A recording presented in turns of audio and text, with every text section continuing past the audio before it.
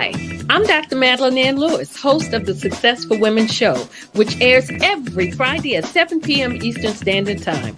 Our mission is to help women accelerate the path to success. Women in the workplace, women in business, and women who aspire to become business owners, live their dreams, and reach their goals. So join us Friday at 7 p.m. Eastern Standard Time.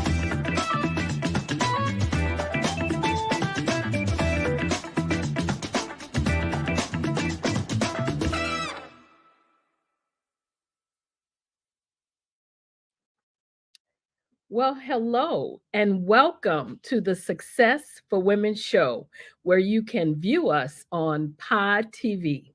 I am Dr. Madeline Ann Lewis, your host, and my mission is to help women accelerate the path to success. Well, tonight's topic is planning your events, and my guest is none other than Miss Sasha Walton. Let me just give you a little bit of background on her. Sasha Walton is a business strategist, a thought leader, speaker, author, TEDx event organizer, and host of According to Sasha podcast. She is passionate about empowering entrepreneurs, especially women. She helps to start and grow sustainable businesses through a strategic process in planning, marketing, and branding that drives results for increased visibility, productivity, and profitability while managing mental wellness. She is the author of Ugly Truth About Entrepreneurship, Keys to Managing Mental Wellness. She has also become a prominent voice who's disrupting the narrative on holistic entrepreneurship and mental health. Sasha has been featured in Authority Magazine, Forbes, Associated Press, Amazon Live, Roku, American Express, Women Rise in Paris, France, as well as other stages and media outlets. Sasha is also the event curator for TEDx Mellon Street, and she is the founder of Business Plans and Mimosa. I'd like to introduce and bring to you Miss Sasha Walton to the Successful Women show.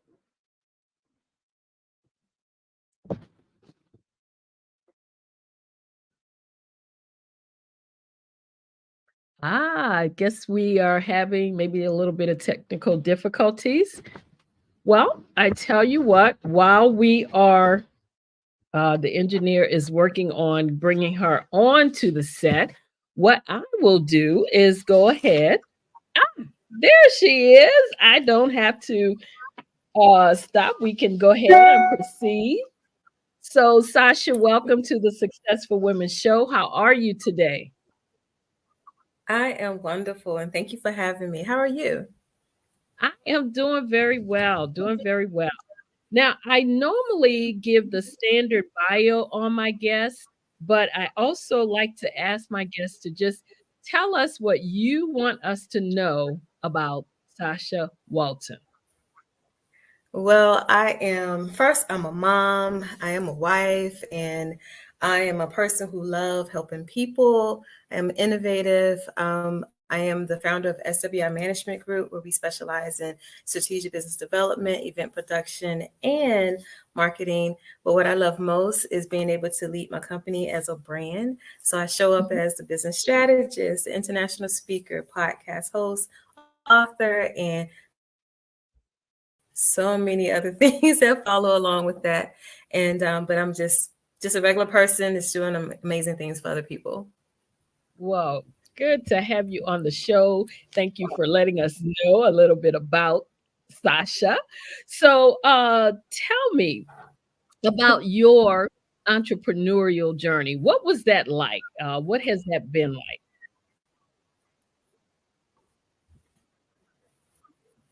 Yeah, so I've actually been in business for over 20 years. I started out with doing events, small events for churches and events and large concerts and festivals and government contracting events and things like that. In the midst of time, I've also helped other businesses develop as well.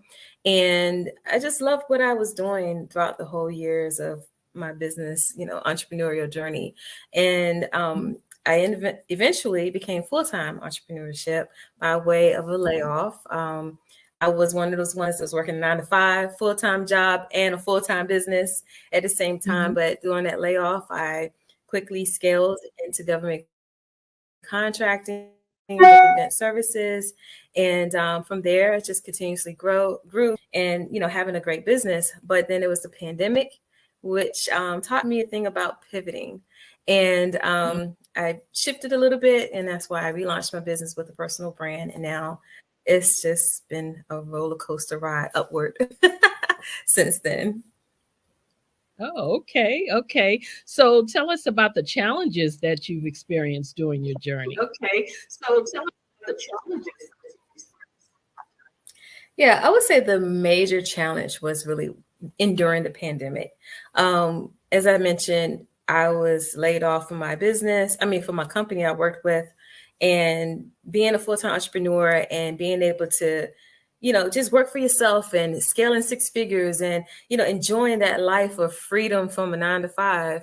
And then when the pandemic happened, it shut down my business Mhm. that I was operating, and I was shut down for 2 years. But not only was it just me being shut down, but it was also my business being shut down. It was also me.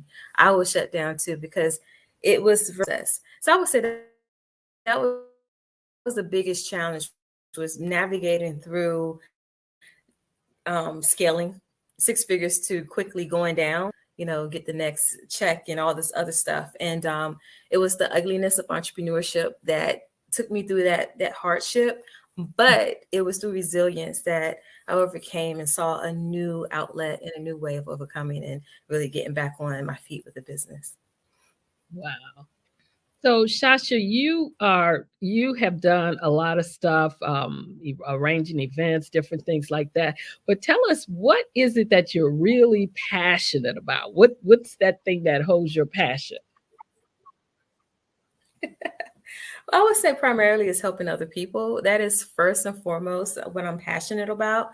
Mhm. But yeah, out of all those years, it was events. I still love doing events, but I found that new passion of being able to just stand outside of my comfort zone and then really showing people who I am by standing out, being with my personality, being there for them, and I think I love this thing of spreading my wings a lot more Mhm. versus just hiding behind my logo and company and events and being the face of my brand. So I would say my passion has just increased for so many different things lately, but it's still centered around helping other people.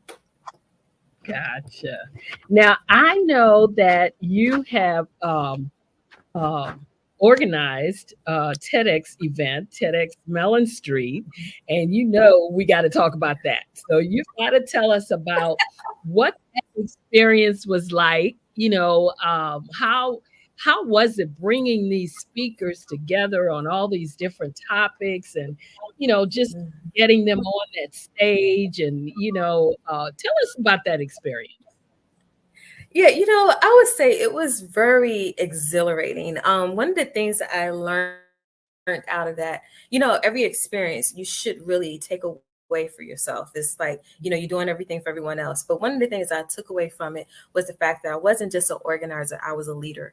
And being able to see all the people come through the auditions and the applications to the auditions, and we actually virtually auditioned every last speaker. We had 88 or 89 speakers that applied. And out of Wow. that, we selected 18. And I was more excited about being able to have a platform that can like just launch someone else into another phase of their business world and then for their Mhm. brand, because we all know TEDx, that label, it really does Yeah. something for you when you're really marketing correctly. And I was excited about that. And the Mhm. journey was it was fun.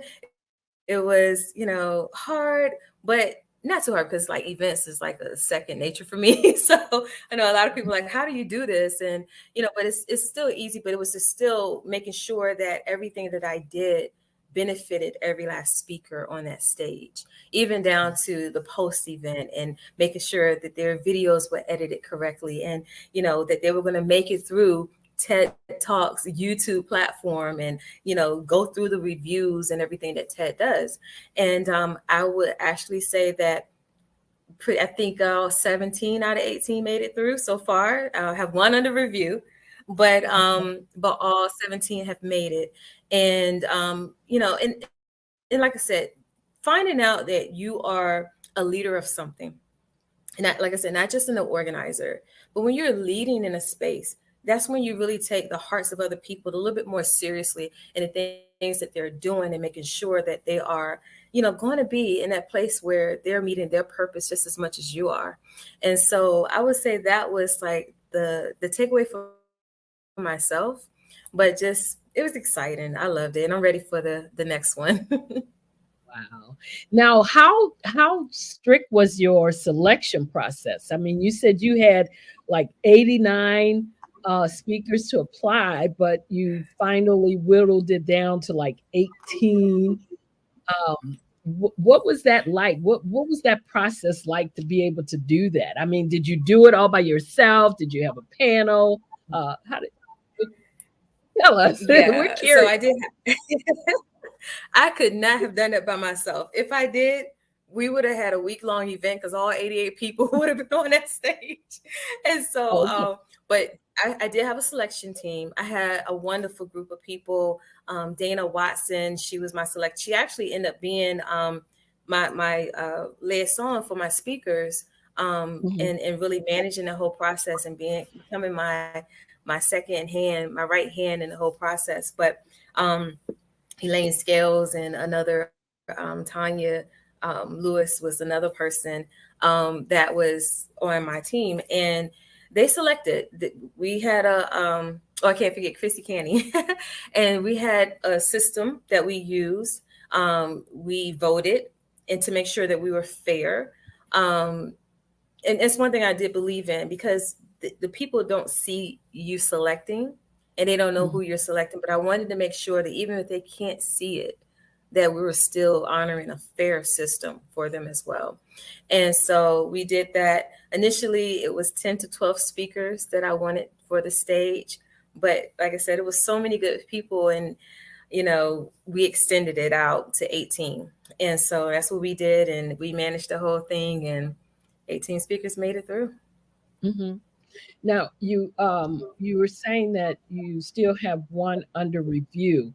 Yeah. Why is that? Is that because of the strictness of TED, or you know, how do you handle something like that? Or did you know when you submitted that video that there might be some type of glitch there?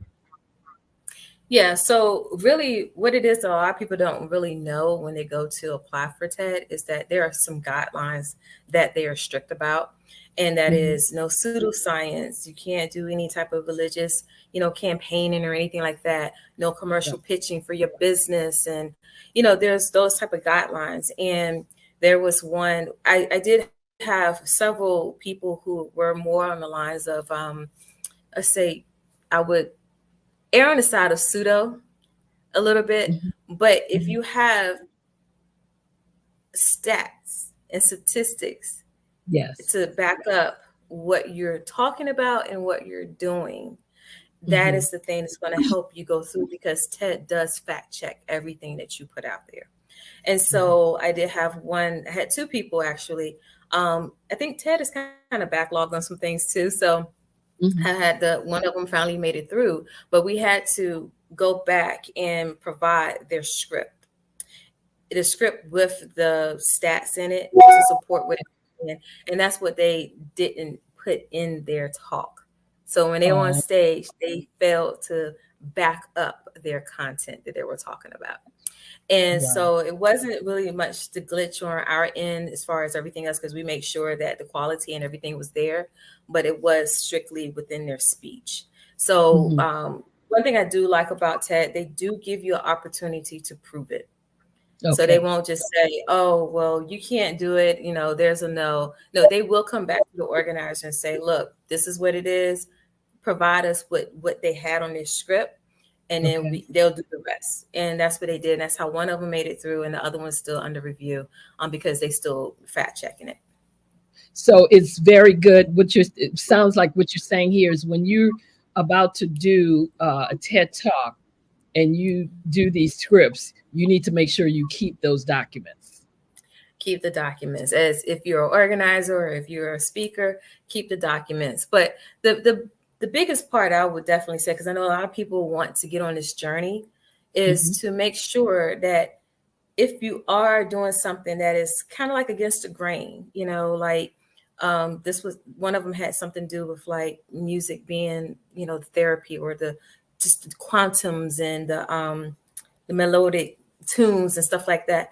If you have that, you have to make sure that you have something that is very factual that's going to back that up, and include that statistic or that scientific review in your talk. You have to embed it in your talk, and you have to mention it. So in that way, they know that there is something out there that says, yeah, this is a thing that's being tested. It's being scientifically reviewed. There's something out there, and you're just not coming out the whim of saying, oh yeah, you know what? Yeah, therapy, music therapy helps. Right. You know, you have to back it up. And so that's one of the things I would tell right now to anybody who wants to be on that journey. You have to include that into your talks. So why did you decide to take on that project? I mean, TED is world, global, international wide, you know, it's all over the place. And so what made you decide to want to take on that type of project? Yeah, I would say that that's a wonderful question. I get asked a lot. It was basically being able to bring something different to my community. Um, Hmm. for me, I being in a comfort zone for so many years, I would get out there, I would speak, but I would shy away from it at the same time. And it became, you know, to a point where I found my confidence in my own voice. And I'm thinking, okay, how many other people are like me that want the opportunity to speak about something that they're passionate about? And so that's what I did. I looked into it. I saw it was, you know, an easy process, made it through. My theme was power of inclusion, which Hmm. I'm just like hoping that I can continue that dialogue on that.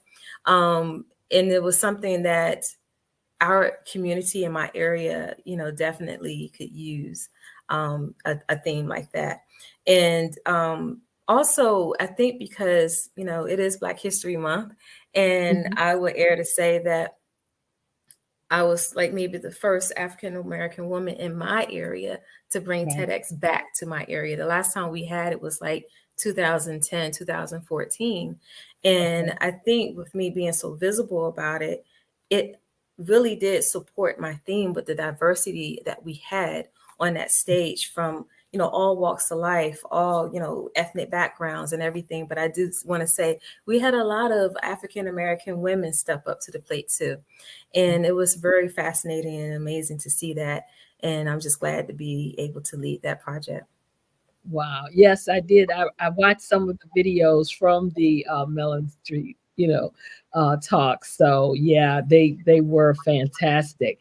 Now tell me, another question I have, the when you mentioned the process, how Mhm. hard was it? Because I know you have to get a license to do Mhm. this. It's not just, you know, one day you wake up and say, I'm gonna organize, you know, a TED talk. So you do have to get a license. How hard was that to do, and maybe how long did it take you to get the license to be able to do it? The license process, it was like 90 days. It wasn't hard. It's just that you have to know what you really want to do, because they Mhm. will ask you questions about it. So it's like what they're asking you for, give them the information. Don't overdo it. Don't Okay. underdo it. Answer the questions, but really have that thought process going. Like, what do you want for your community? What type of topics that you can bring to the community, and how are you going to really support that? Just in a nutshell, with what the process was. And as long as you have that content and you have it right, then and you make it through. I mean, they can't deny you. They can't deny you. And I was just thankful that I didn't get denied. And so it was a process, but it wasn't too hard. So you need to figure out, sort of answer the question of what it is you want to do as far as because it is like a community thing, correct? So you need to, Yes. before you approach them, you need to already have an idea of how you want to kind of, because it's sort of bringing the community together. So is that what you're Yes. saying? Mm-hmm. Wow. Yeah, and it's also, and it can't be anything that's like too big for the area, too broad. You know, you have to think about what is your demographics, or even, you know, the count of your community. It can't be something that's like your community is basically what it is, like a small community. It can't extend from one city to the next city if you have bordering cities. You know, Right. it's like it's those type of things that, you know, kind of get down to the preliminaries with it.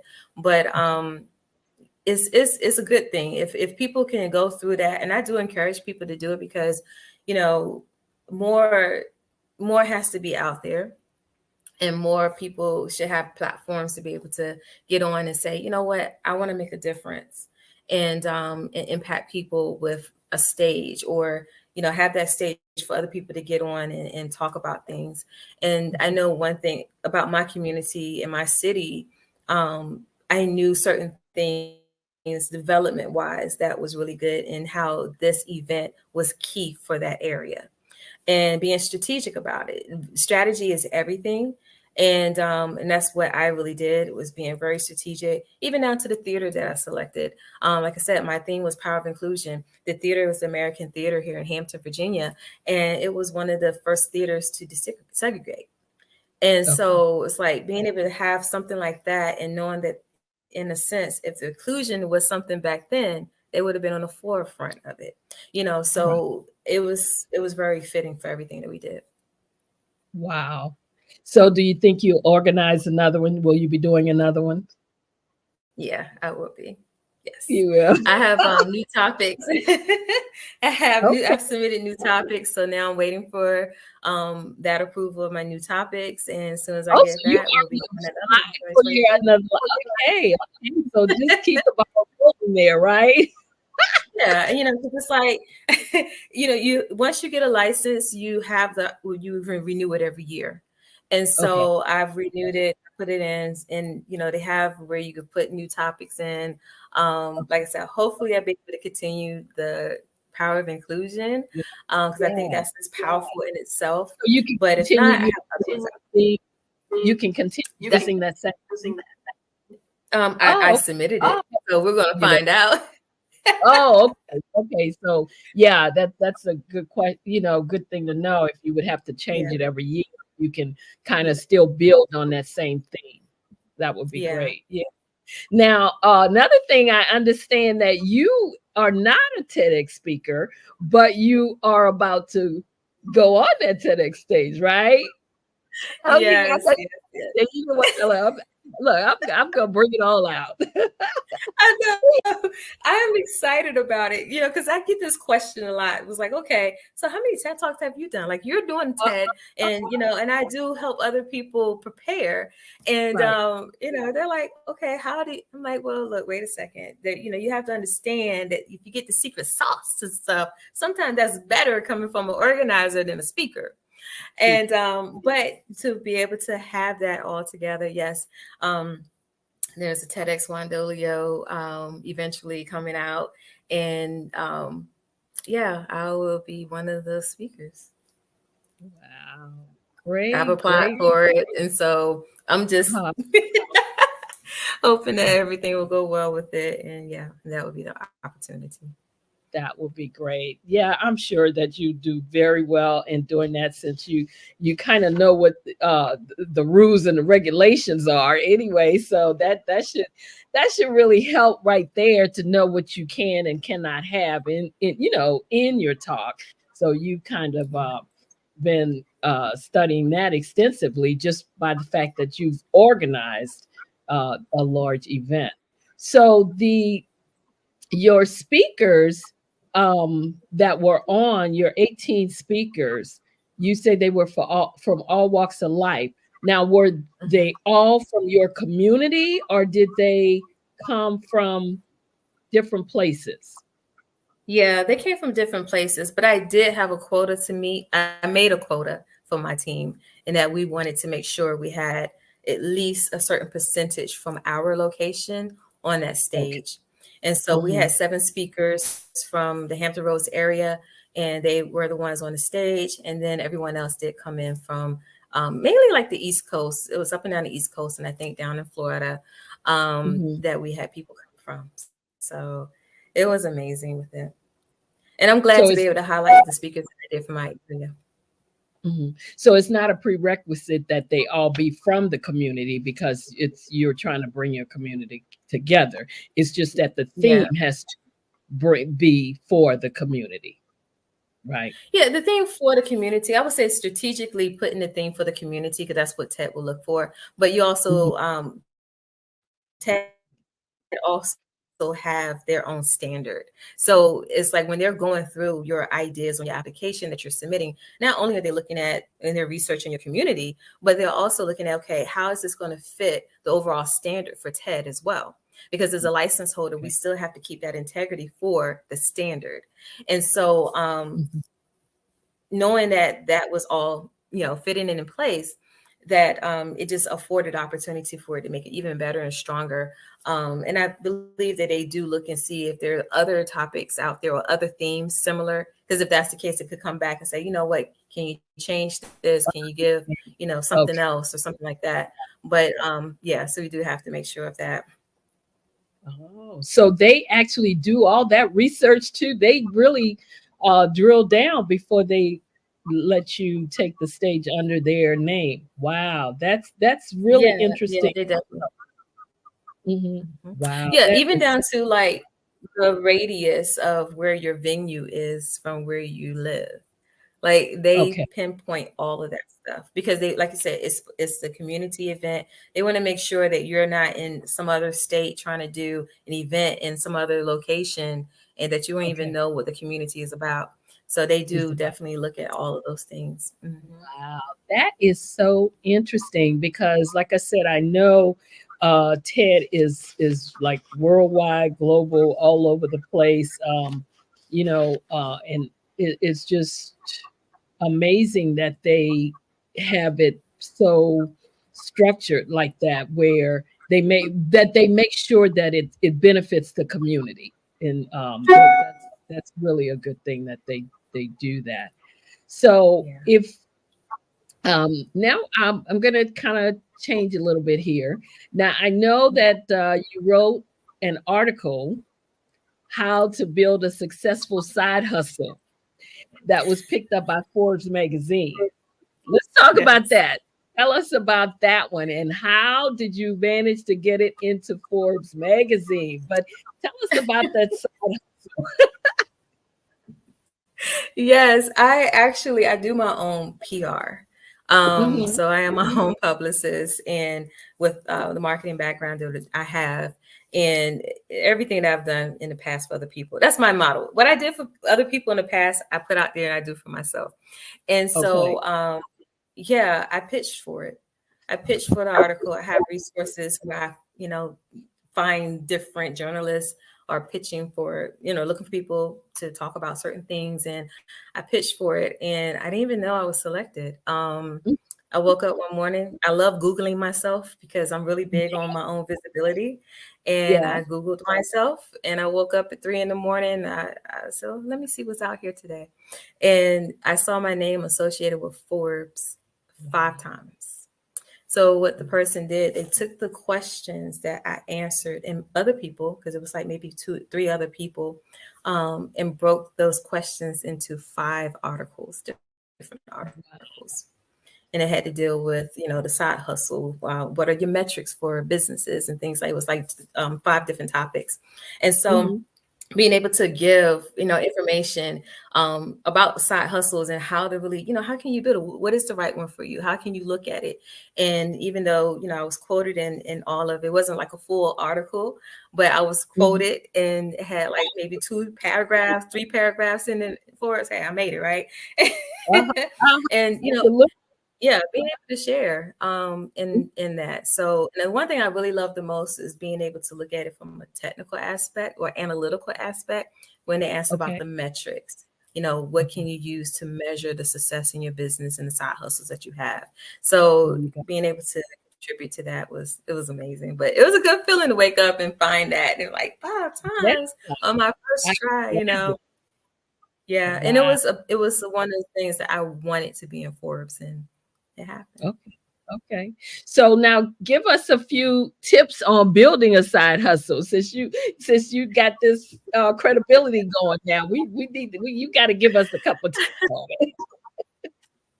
What first tip is basically if you have an idea, Mhm. go on that idea because I feel if it's there for you, it's for you to really explore that and see if that's something that you can turn into a business. But then the Mhm. next step is to really plan it out. Don't just Mhm. go out there. I know a lot of people say just do it, which is good to kind of get you going, right? But you want to be able to plan it out. You have to have a strategy, you have to have a plan. You want to know where you're going, set the direction. So in that way, it enables you to have better success on a smoother road. Um, Okay. That'll be my second tip. The third one would be as you're planning it out and you're looking at it, don't shy away from your skill sets. Plan your business, build your hustle around your skill sets. What are you really amazing in? You have a lot of gifts and talents. And I think sometimes people will do a business that, they think is easy, but it's Mhm. not in their skill sets. And then it Okay. makes it hard. And next, it's like, oh, I don't want to do it anymore. They go on to the next thing. If you Right. think about your skill sets, think about what you're good at, do it from there, and then you can really use that to be a solution for other people out there. And Mhm. that's the other tip. Make sure that your business is a solution.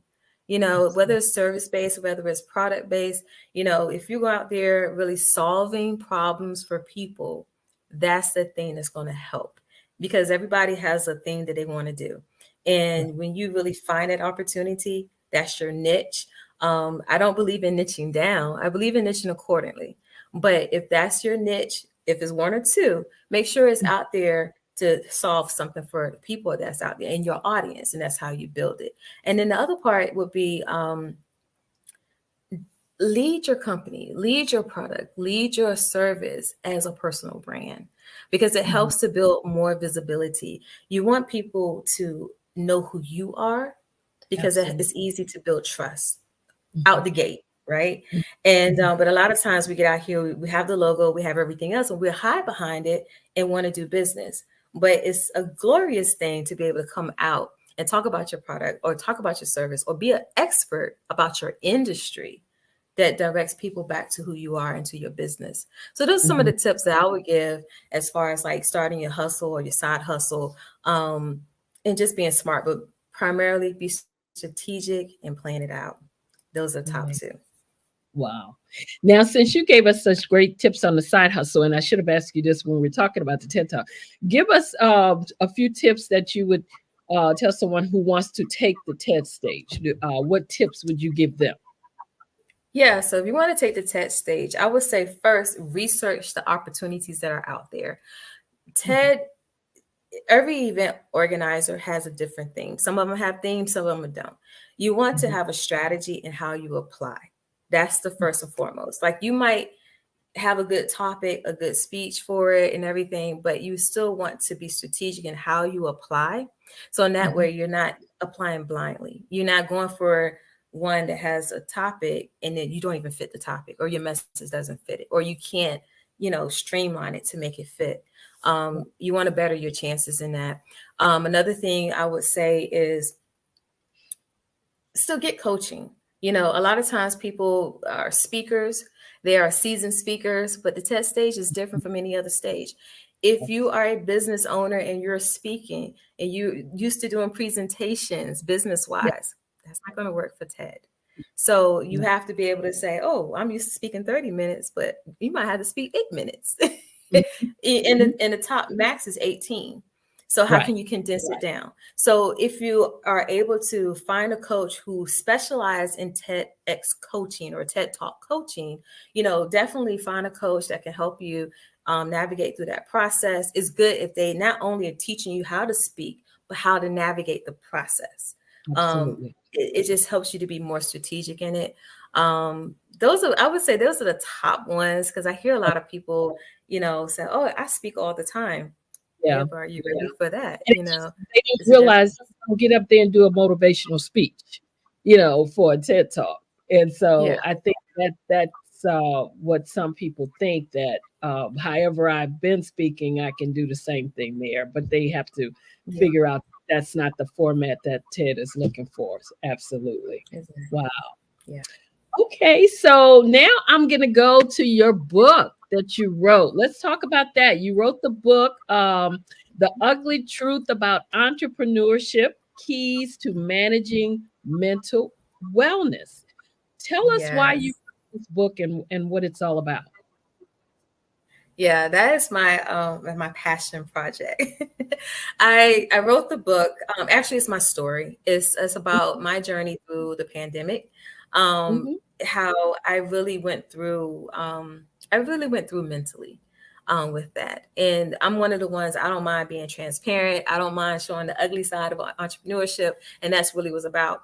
A lot of times we can see people talk about the glorious parts of entrepreneurship, the good things and everything, but how many of us going to talk about all the pitfalls, all the failures, or feeling like a failure, or whatever else that makes you feel like you don't even want to do business again?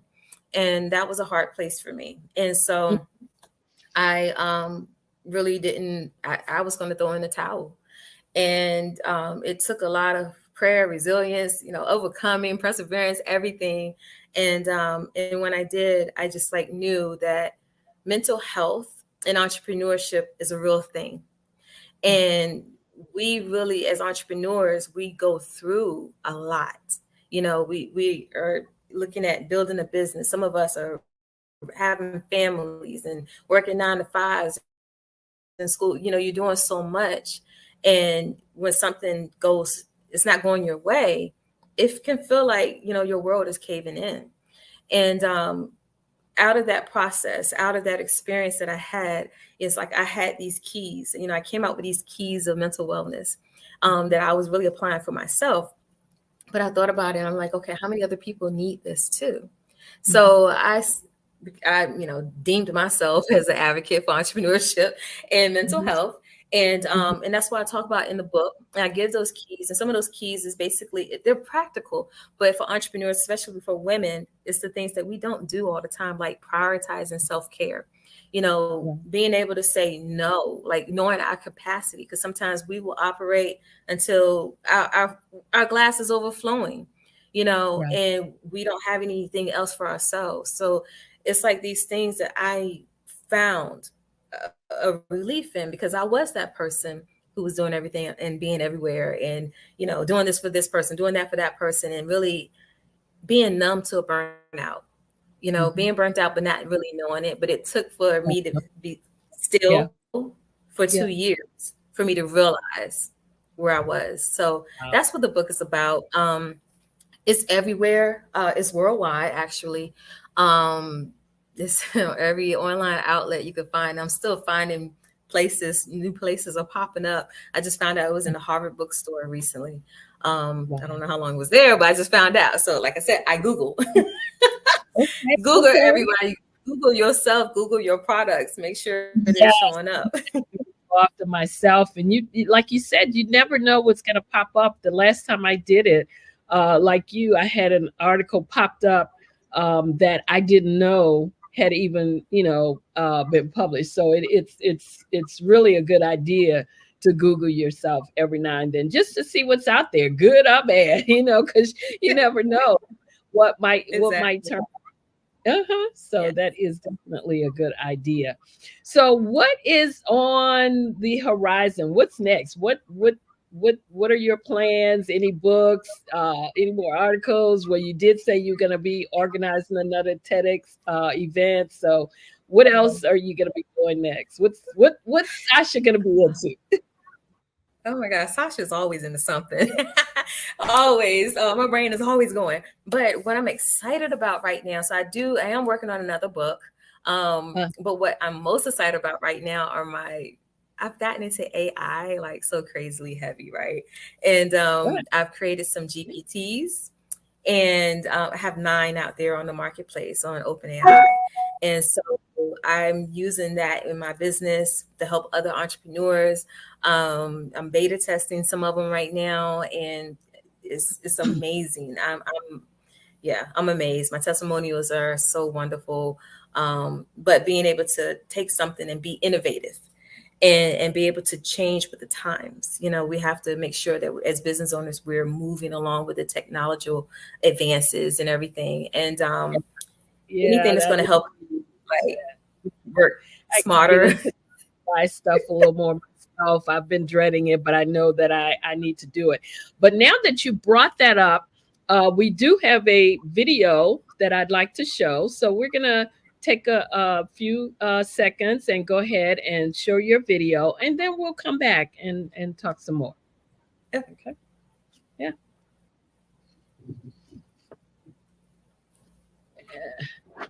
If he's gonna.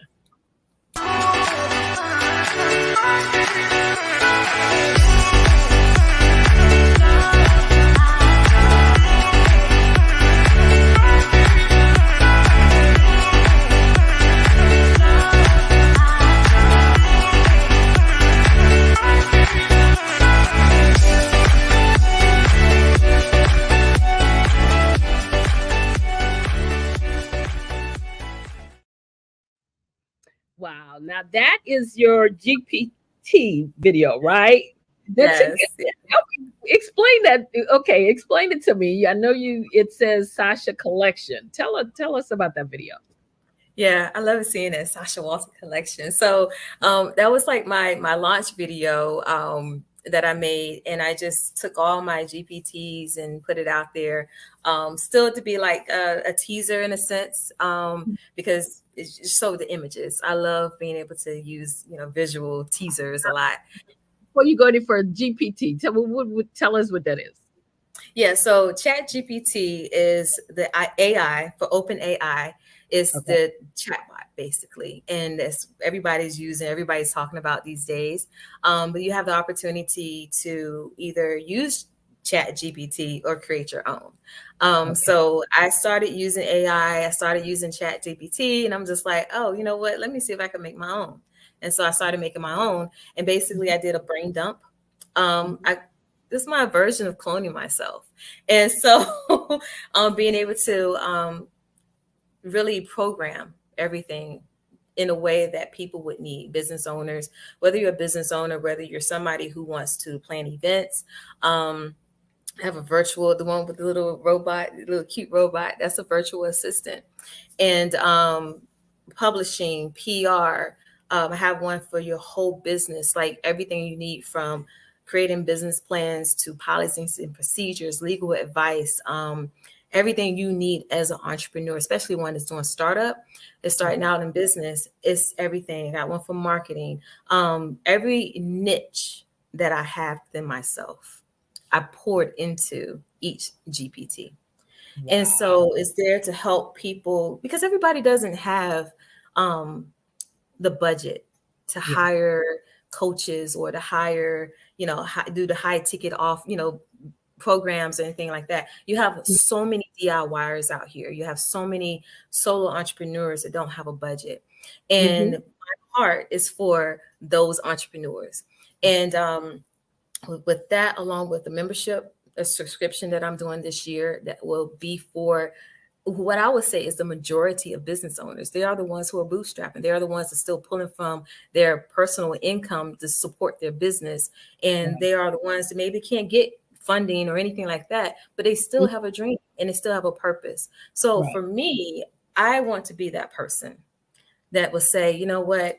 Yeah, I could do high ticket anytime, but I also want to make sure that I'm bringing other people up with me that can afford something. So if it's something that's on the marketplace and all you can afford is the $20 plus, for GPT plus, okay, you got my apps out there.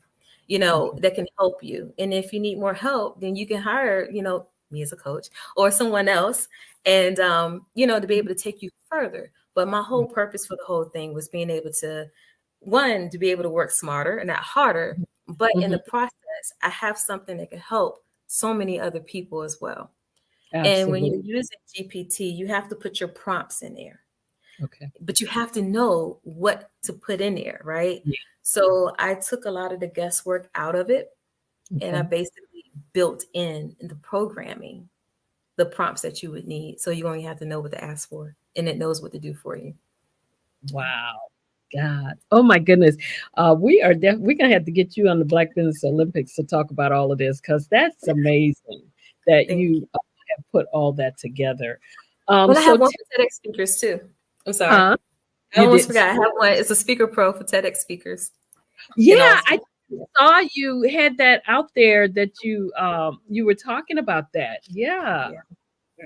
Fantastic. Unbelievable. So tell us if you had one piece of advice to leave with our viewers, what would that piece of advice be? To follow your heart and your dreams and your purpose. When you have it, just go after it. Go after it. Have a strategy, have a plan for it. But first, acknowledge that you have it because it could Mhm. be the thing that changed your life and the trajectory for your family and build legacy. And how can the viewers reach out to you to get your book, to find out more, even to get a copy of that article that's in, that was picked up by Forbes, but mainly Yeah. to find out more about your GPT collection? How can they reach out to you? Where are you? Just tell us. Yeah. As far as Google me, Sasha Walton, WALTON. I'm everywhere. I'm on Instagram, Facebook, LinkedIn. You could just put in Sasha Walton. On Instagram, I am that girl Sash, and it's SACH. Or you can email me at Sasha, SACHA, at SWIMGTgroup.com. You can also go to my website, which is SWIMGTgroup.com/membership to find out more about the subscriptions and the GPTs. But yeah, you could definitely go into OpenAI for my GPTs as well. Wow. Thank you so much, Sasha, for being here with us tonight, sharing all that information on TED and getting on the stage. Also, your GPT, giving us some great nuggets here that to share out with the viewers and listeners. Really appreciate you for taking time out of your schedule to do that. Looking forward to your next event. Actually, I'm looking forward to seeing you on that stage myself. So I am definitely looking Yeah, forward to it. So thank I'm you so much. excited. Thank I you. enjoyed our conversation. And I tell you what, I will be checking you out, definitely looking into that GPT because I need to get some knowledge on that myself. So Okay. thank you so much for being here. Thank you for And having me. oh, you're so welcome. Okay, so now I'm going to take us into some upcoming events, what's going to be happening next. Make sure to get your copy of Own It Anthology. It's Your Life, Own It Unapologetically, and the journal, 365 Days to Transformation. To pre-order the paperback book and the journal, you can do it separately. You can go to my website or you can purchase both together by going to my website, www.exwsi.com. Also, make sure to tune in to the Black Business Olympics next week, which is February. It's going to be taking place February 26th through March 3rd, 2024. The Black Business Olympics is a fundraiser to provide scholarships and laptops to high school seniors and K through 12 entrepreneurs. The Black Business Olympics showcases Black businesses, Black business owners, and corporations all around the world. And if you would like to be a speaker to showcase your business, you can email me at info@exwsi.com. If you miss the Show Up to Rise Up Virtual Summit, which aired running aired January 25th through the 27th, which I did. You can still get the VIP access pass for $99. To do so, you can email me at info@exwsi.com, and I'll send you the link to be able to order the VIP access pass. I will also be doing another Show Up to Rise Up virtual summit, which is scheduled for September 26th through the 28th, 2024. So if you're interested in being a speaker on the platform for that, you can go to www.speakatshowuptoriseup.summit.com. That's www.speakatshowuptoriseup.summit.com. Or you can email me at info@exwsi.com for more information about becoming a speaker. Just put in the subject line September Virtual Summit, and I will reach back out to you. Also, mark your calendar as the next Show Up Rise Up Women's Retreat is scheduled for September 13th through the 15th, 2024. And the location is going to be the Turk Valley Resort and Spa in Ellicott City, Maryland. If you want to be kept up to date or be placed on the list to attend, you can also email me for that at info@exwsi.com. And if you have not viewed my TEDx talk that I did in Vancouver, Canada, make sure that you do so. Again, the topic was Show Up to Rise Up, and you can watch it on YouTube by just putting in my name in the search box, Dr. Madeline Ann Lewis, or you can send me an email at info@exwsi.com, and I'll send you the direct link. Make sure to check it out because I'm excited. The video is still moving, still being pushed out there. It is now, as of today, at 197,967 views. So I want to, as you know, reach 1 million plus views. That is my goal. So I want to thank all of you in advance who have viewed the video, who have continuously watched it, supported it, commented on it, shared it, and liked it. Thank you so much. I appreciate it. I am also a contributing writer to Own It magazine, where I share nuggets and resources. I write an article for them every month. Own It magazine is a resource for personal, professional, and business development. So if you would like to get a subscription to the magazine, you can go to my website, www.exwsi.com, and you'll be able to get an annual subscription. If you'd like to view the magazine first, get a digital copy, I'll be glad to send you a digital copy. Just email me for that, info@exwsi.com. I want to again thank my guest tonight, Miss Sasha Walton, for coming on and sharing such great nuggets with us. I also want to thank my viewers for joining us. This is the Successful Women Show. I'm Dr. Madeline Ann Lewis, and if you'd like to reach out to me, you can email me at info@exwsi.com or go to my website, www.exwsi.com. And while you're there, make sure you download my free 3-part video series on 3 things every woman should do to position herself for executive leadership. You can also sign up for my online course, which is Crack the Career Code: How to Lead with Confidence, Charisma, and Credibility. To sign up for the online course, go to www.crackthecareercode.com. You can also reach out to me at any of the social media sites. I'm all of them. Just you can DM me through any of those, and I will get back with you. Don't forget to subscribe to my YouTube channel and the Pod TV channel. Also like and share this episode, which is Planning Your Events with Miss Sasha Walton. Make sure that you like this episode and share it with others.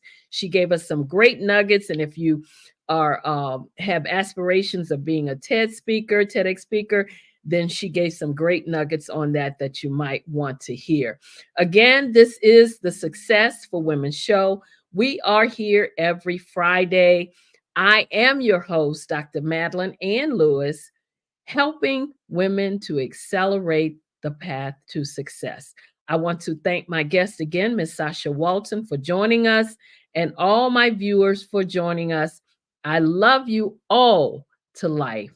And as always, be well and stay safe out there. Thank you.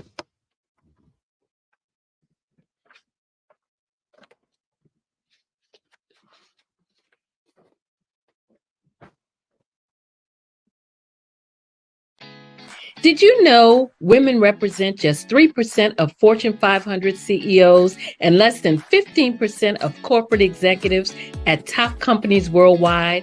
Have you wondered what the secrets are to getting into the top ranks, whether in the private or public sector? Do you want to figure out how to stop being held back in your career or passed over for promotion? Then you're in the right place. Hi, I'm Dr. Madeline Ann Lewis, President and CEO of the Executive Women's Success Institute.